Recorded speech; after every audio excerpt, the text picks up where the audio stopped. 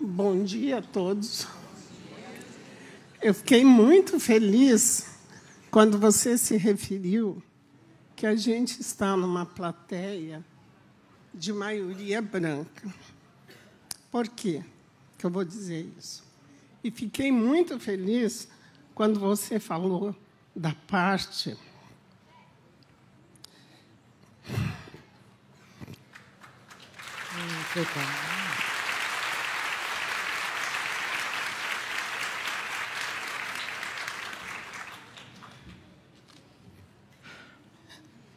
Desculpem.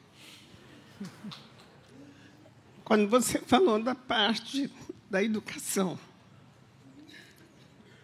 eu sou de uma região do sul, você já pode imaginar, do sul do Paraná. Quer dizer, eu vim do interior do Paraná, lá do mato, estudar em Curitiba. Tive ontem a palestra das moças sobre a mãe.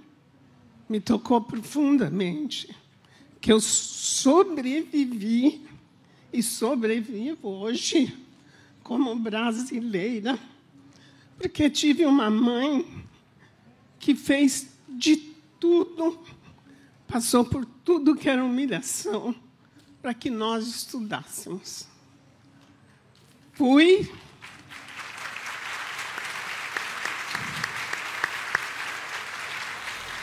Desculpa que eu estou me estendendo, que é a grande oportunidade da minha vida que os dois e a palestra de ontem me deu para eu poder falar. Fui para um colégio interno aos 5 anos. Ia completar. Porque passavam as freiras, para quem é bem do interior do mato, sabe disso, que tinha um negócio da religião chamado missões. Eles passavam pelas cidades, recolhendo crianças, como se fosse assim, em troca de você ir para esta escola, para estudar. Na verdade, a gente foi para trabalhar. Então, eu trabalhei duro desde os 5 anos. Sou neta de escravos. Aparentemente, a gente teve uma libertação que não existe até hoje.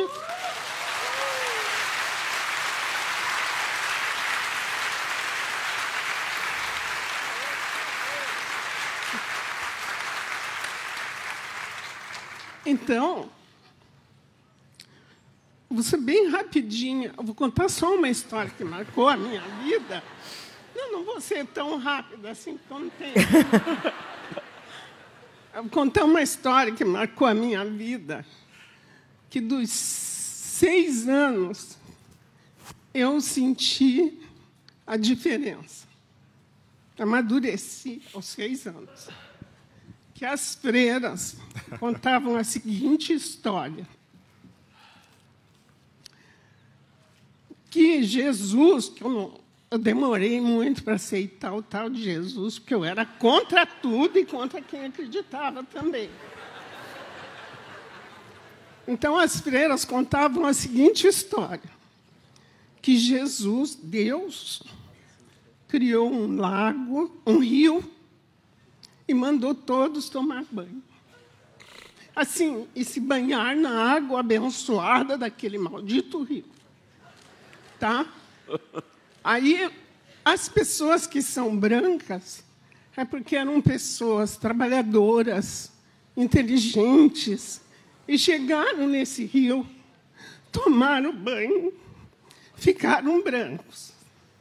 Nós, como negros, somos preguiçosos, e não é verdade, porque esse país vive hoje porque meus antepassados deram condição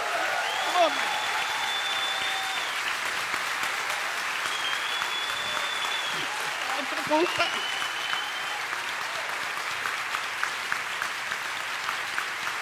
Calma, fica.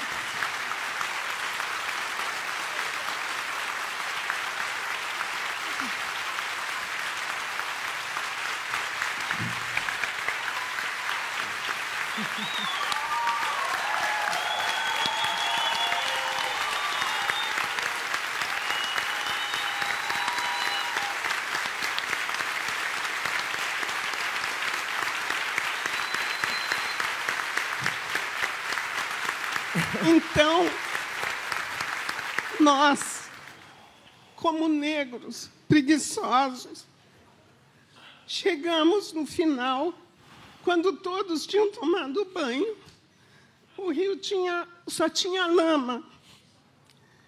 Então, como a gente era preguiçoso, então nós temos a palma da mão clara e a sola dos pés, porque nós só conseguimos tocar as mãos e os pés. Aí você saiu, por isso que a gente tem as palmas da mão e os pés claros. Isso ela explicava, ela contava a história para contar para os brancos como a gente era preguiçoso e não era verdade. Isso não é verdade, porque senão a gente não teria sobrevivido. E eu sou uma sobrevivente pela educação, pela luta da minha mãe, que nunca... Eu era rebelde, eu sempre era rebelde, eu tinha até vontade de matar. Mas a minha mãe falava assim, eu falava, não vou mais para a escola, porque ela tinha que pedir caderno, lápis, lavava roupa para os outros em troca de material escolar. E daí ela dizia assim, eu falava assim, e porque eu tinha que entregar também as roupas na casa, para ajudar a minha mãe. Então eu falava assim, não vou mais para a escola. Ela dizia assim para mim, com um gesto que ontem eu me lembrei da palestra das mães, o que você guarda da sua mãe? Ela falava assim, porque se ela falasse não, eu ia contra ela. Ela falava assim, olha bem para a mãe. Olhou. Eu falava, claro que eu estou olhando, porque eu era rebelde, né? Aí ela dizia assim para mim, então, olhou bem, se você quiser ser como a mãe, não vá para a escola. Eu virava com a minha rebeldia, que hoje ela está no outro plano, e eu converso muito com ela e agradeço tudo que ela fez por mim. Aí eu falava assim, igual a senhora, nunca que eu vou ser. Ela falava, só tem um jeito, vai estudar. E eu pegava meu caderninho e saía correndo para a aula, acreditando. Então, eu acho que a gente, como negro, não é querer ser vítima, porque eu não sou. Eu sou grata à minha mãe. E grata também a algumas, com raras exceções, porque, quando ela falou do racismo, eu falei para a moça aqui do meu lado, eu falei, ela não está falando de Portugal. Ela está falando do Brasil nos dias de hoje. Né? E por que também, para eu vencer, para eu conseguir trabalhar em Curitiba, que todo mundo acha que Curitiba é cidade europeia, de intelectuais, de coisa nenhuma, vai viver em Curitiba como negro e como morador da periferia, para vocês tirarem esse encanto de Curitiba, de isso, daquilo. Não é. Na real, não é. Não é.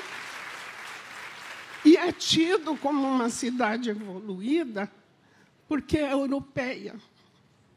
Porque é uma cidade europeia. Tem as coisas boas em Curitiba. Na realidade, tem. Mas os cotistas negros, índios, sofrem o preconceito dentro das universidades e, o mais ainda, em Londrina, que é uma das maiores cidades do norte do Paraná, que tem grandes universidades, os indígenas perderam a bolsa de R$ 400 de ajuda, porque o nosso governador, meu não, o governador do Paraná cortou a bolsa. Então, eu não quero desistir. E eu fui uma professora muito assim, defensora dos meus alunos, e fui uma pessoa que trabalhou na época da ditadura. Então, como eu falava com os meus alunos, como eu falava, às vezes, professora, porque eu não quero mais, porque isso, porque eu falava, não. Aí eu contava a minha história para eles, não como miséria, como sofredora. Eu falava como vocês são capazes. Você tem 2 olhos, 2 braços, você pensa, você quer ser respeitado, seja melhor que ele, estude, que ele vai precisar de você e ele vai te respeitar.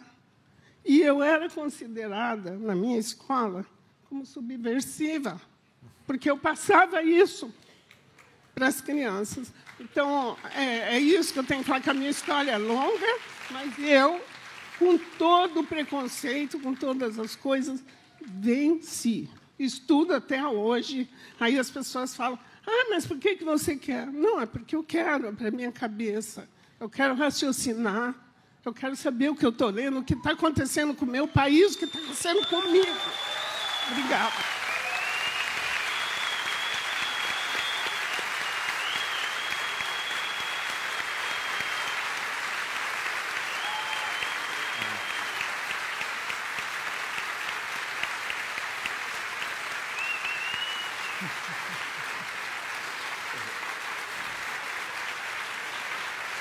Ela está falando.